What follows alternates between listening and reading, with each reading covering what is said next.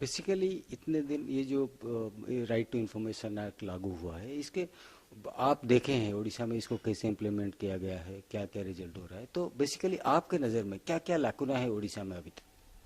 देखिए, पहला है अ, आज जो प्रश्न लेके आता है, जो राइट टू इंफॉर्मेशन का जो एप्लीकेशन फाइल करता है, तो उसमें जितना स्पष्टता हो, इतना जो है उसको सूचना मिलने में इतना आसान होता है।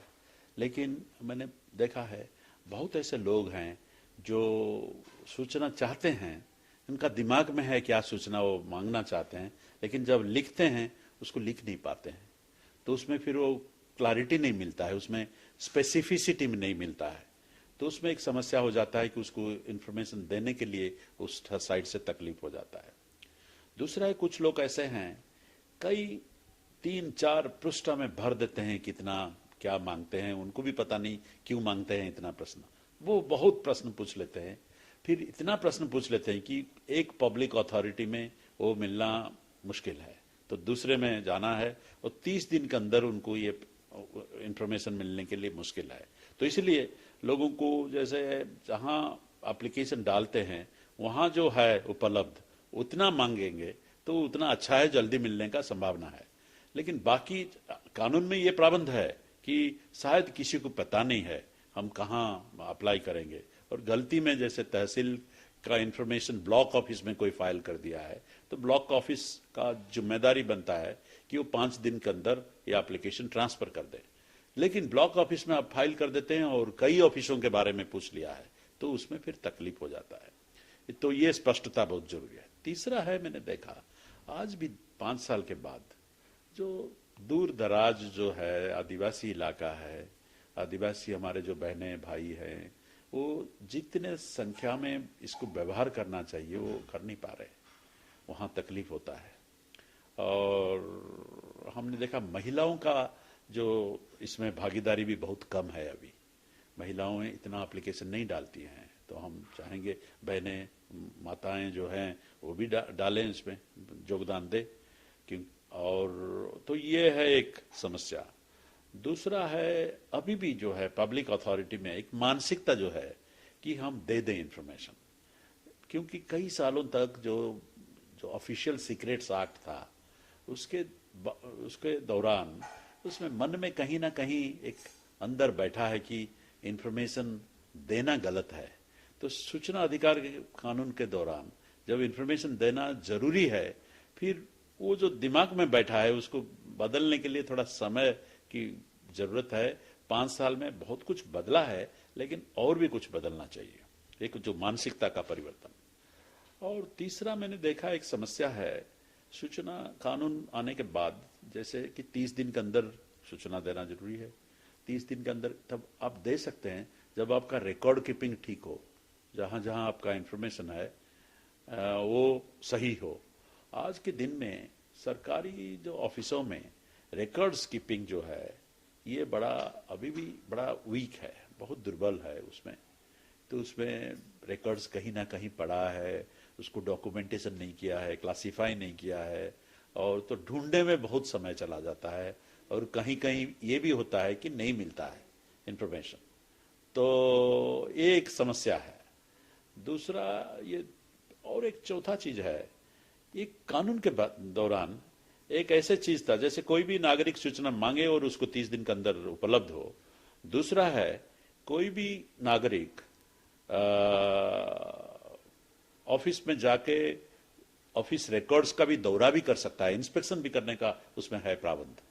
तो कुछ लोग इंस्पेक्शन के लिए भी जाते हैं, तो इंस्पेक्शन के लिए ऑफिस में थोड़ा सा व्यवस्था भी होना चाहिए।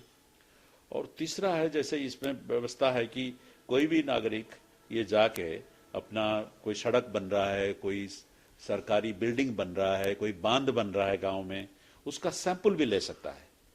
मतलब एक ताजुब की बात है, उसमें इतना प्रावधान है।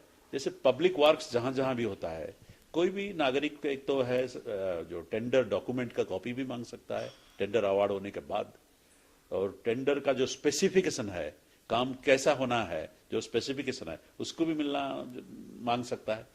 और वो दोनों लेने के बाद फिर सड़क की सैंपल भी ले सकता है, लेके देख वो मतलब सूचना अधिकार के कानून के दौरान वो देख सकता है कि जो स्पेसिफिकेशन के हिसाब से काम हुआ या नहीं हुआ है। तो ये जो व्यवस्था है, इसके लिए सैंपल देने के लिए एक व्यवस्थित ढंग से कोई व्यवस्था होना चाहिए।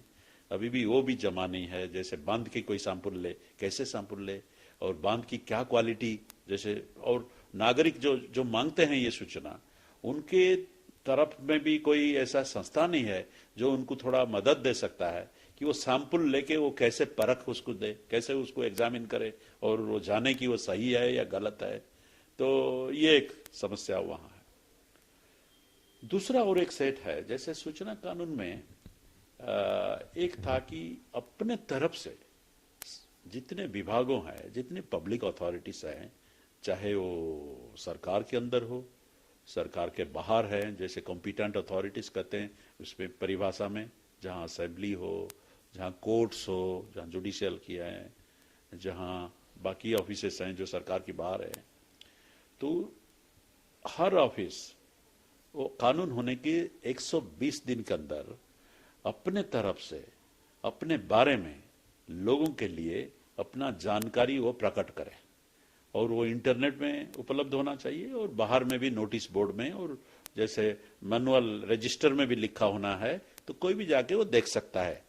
तो जैसे बेसिक इंफॉर्मेशन, वो ऑफिस का काम क्या है, कितने लोग काम करते हैं, उसका सैलरी वगैरह में कितना पैसा जाता है, क्या क्या स्कीम्स है वहाँ, उनका सारा कार्यक्रम के बारे में, और सरकार उनकी ऑफिस की तरफ से साधारण जनताओं के लिए क्या कार्यक्रम है, उसमें सब्सिडी वगैरह का क्या व्यवस्था है ऐसा, और ऑफिस का काम करने का ढंग क्या है, जैसे उनका प्रोसीजर क्या है, काम करने का जो नॉर्म्स जो है, नियम क्या है, जैसे कि कोई अपना जन्म सर्टिफिकेट के लिए जाता है, बर्थ सर्टिफिकेट के लिए, तो death and birth register office में नॉर्म्स में ये जरूरी है कि वो सूचित करे, एप्लीकेशन सही ढंग से आए और कितने दिन में आप उनको देना है।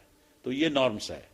ये सारा जो 17 पॉइंट है, उसमें 17 पॉइंट है, सेक्शन धारा 4 में है ये सूचना कानून में। तो ये 120 दिन के अंदर होना था, लेकिन अभी भी हमने देखा है कई ऑफिसों में, उसमें तो कुछ ऑफिसों में खाना पूर्ति हो गया, मतलब कुछ ना कुछ वो लिख दिए हैं, ऐसे फॉर्म जैसे फिलअप कर देते हैं, लेकिन सही ढंग से उसको समझने का बाद लोगों के लिए जितना जितना जानकारी चाहिए उतना लिख के वो लोगों को बताएं और इंटरनेट में उपलब्ध कराएं। उसमें थोड़े से कहीं सक्सेस हुए हैं और बहुत सारे जगह में ये खाली फॉर्मेलिटी कंप्लीट किए हैं, तो उसमें काफी काम बाकी है।